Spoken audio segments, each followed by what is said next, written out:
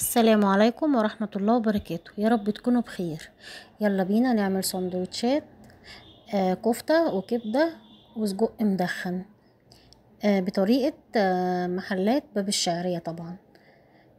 يا رب بقى الفيديو يعجبكم. إذا عجبكم بقى ما تنسوش بقى لايك وشير واشتراك في القناة. يلا بينا نجهز الكفتة بقى. هنجيب رغيف عيش، هننقعه في شوية مية وبعد كده نصفي منه المية، وبعد كده هننزل بمعلقتين بقسماط، نص حزمة بقدونس، بصلاية مبشورة ناعم خالص، بيضاية، ملح وفلفل، والثلاث بهارات موجودة على القناة. ما عندكيش الثلاث بهارات هتحطي بشرة جوز الطيب ومعلقة كربوناتو ونص مفروم. هنعجنهم بقى كويس جدا مع بعض. طول ما انتي ايدك في الكفتة وبتعجني فيها بتبقى حلوة قوي في الاكل طبعا يعني. طبعا بقى جبنا طبق فيه شوية مية ومعلقة زيت ورشة فلفل اسود، وهتكوريها كور كده متوسطة، لان احنا هنقليها بسرعة يعني هنشوحها في سمنة وليا، في زيت وليا. طبعا اللي ما عندوش ليا مفيش مشكلة، هتتعمل في زيت يعني. طبعا صبعناها، كورناها قصدي، اسفة، كورناها بقى وحطيناها على جنب. هنغسل بقى الكبدة في ربع كوباية خل ونركنها على جنب. جبت بقى جريل، حطيت فيه قطعة ليا بشرتها وهي مجمدة، وحوالي 3-4 معالق زيت عشان ننزل في الكفتة. اول ما تسيح الليا كده والزيت يسخن، هتروحي نازلة بالكور الكفتة وموطية على عين متوسطة عشان ما تتحرقش، تستوي كويس، بس عايزينها تستوي كويس مش تاخد وش وخلاص يعني. طبعا بقى ايه، جهزت طاسه تانية بقى للسجق المدخن، كمون، كزبره، توم بودره، بصل بودره، بابريكا، رشه فلفل اسود بسيطه قوي. شوحناهم كده يعني 30 ثانيه، وبعد كده نزلنا بالسجق على طول، وفضلت بقى اقلب وسبتهم شويه، وبعد كده قلت اما اقلب الكفته بقى الناحيه التانية زي ما انتوا شايفين. طبعا بقى قلبنا الكفته. اوعوا تنسوا الكفته على عين هاديه، والسجق على العين التانية بيتشوح مع التوم بودرة والبصل البودرة والبابريكا والكمون والكزبرة ورشة فلفل اسود بسيطة قوي.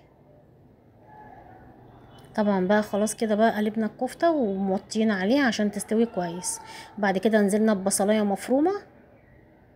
طبعا دي ايد بنتي هي اللي مسكت السجق المدخن. بصلاية مفرومة وتقليبة.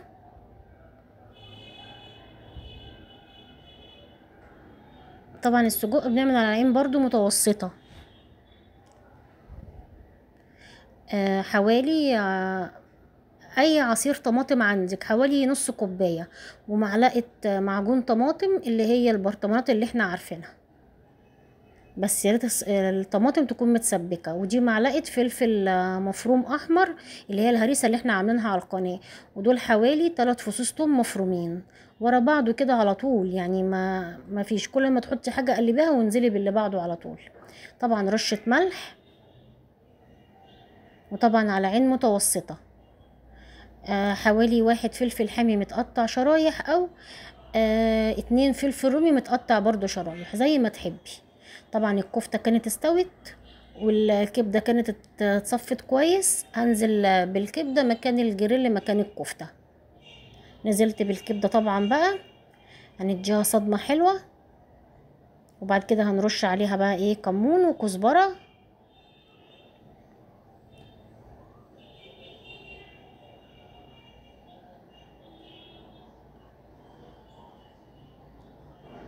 طبعا دي كمون وكزبرة ورشة طبعا ملح، وهنقلب بقى ونكون مجهزين برضو معلقة برضو هريسة، عاملينها برضو على القناة يعني، اللي هو فلفل مفروم حامي يعني، فلفل مفروم حامي على فلفل رومي. ودي طبعا معلقة توم مفروم، وحوالي 1 فلفل حامي متقطع برضو رفيع خالص، او لو عايزة تعملي فلفل رومي متقطع شرايح، لو حتى حطيتي نص كيلو فلفل رومي على نص كيلو كبدة مفيش مشكلة. الكبدة تعز الفلفل الرومي قوي والفلفل الحامي يعني. طبعا الكبدة خلاص استوت، والسجق اهو خلاص يعني حوالي، يعني السجق ما بياخدش 10 دقايق كله على بعضه يعني، وسهل جدا بقى طبعا.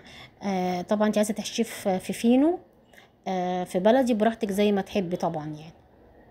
طبعا بقى حشيته بقى في فينو، واللي عايز سلطه الطحينه طبعا يعمل، بس احنا كنا مستعجلين لان هي هبت في دماغهم عايزين السندوتشات دي. طبعا بقى حشينا بقى الكميه اللي انت تحبيها. طبعا الكميه دي ما خلصتش فيهم، عشان ما انا بحب اقول الصراحه، الكميه دي قعدت معانا يومين.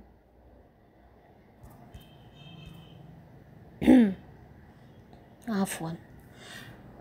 طبعا بقى حابة تحبيها تعمليها بقى مع جلة كفتة طبعا يعني، حابة بقى تعمليها مع سلطة بطاطس مخللة وبتنجان براحتك. احنا استكفينا بمخلل بتاع السوبر ماركت العادي يعني. اذا عجبكم الفيديو بقى ما تنسوش بقى لايك وشير واشتراك في القناة. والسلام عليكم ورحمة الله وبركاته.